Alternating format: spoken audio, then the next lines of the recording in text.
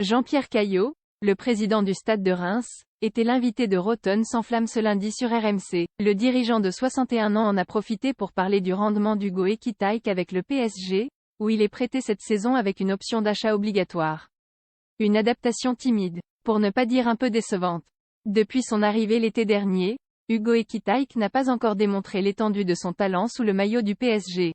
L'attaquant de 20 ans, prêté par le Stade de Reims avec une option d'achat obligatoire, a inscrit 4 buts et délivré 2 passes décisives en 18 apparitions, toutes compétitions confondues. Après avoir ciré le banc lors de la première partie de saison, le numéro 44 joue nettement plus depuis la Coupe du Monde 2022, sans parvenir à se rendre indispensable jusqu'à présent.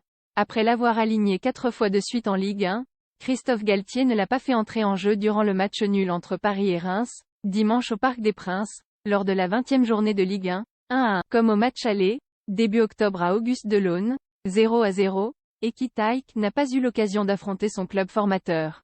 Mais malgré ces difficultés, Jean-Pierre Caillot assure que Paris ne s'est pas trompé en misant sur le natif de Reims. Ekitike sera un très grand joueur. J'en ai rediscuté avec Luis Campos, le conseiller sportif du PSG, NDR, et je considère qu'ils n'ont pas fait une erreur en visant un garçon comme Ekitike, qui a un profil et qui sera un jour, vous verrez, un très grand joueur, a expliqué le président rémois dans Rotten sans flamme, ce lundi sur RMC.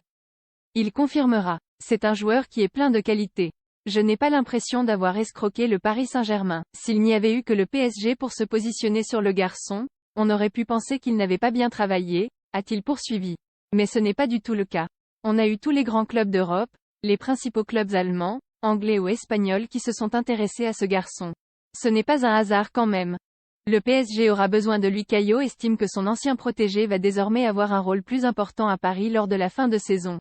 Je pense qu'ils avaient considéré aussi qu'à l'issue de la Coupe du Monde, leurs 3 stars, Mbappé, Messi, Neymar, seraient peut-être un peu fatigués et qu'elles auraient besoin de souffler.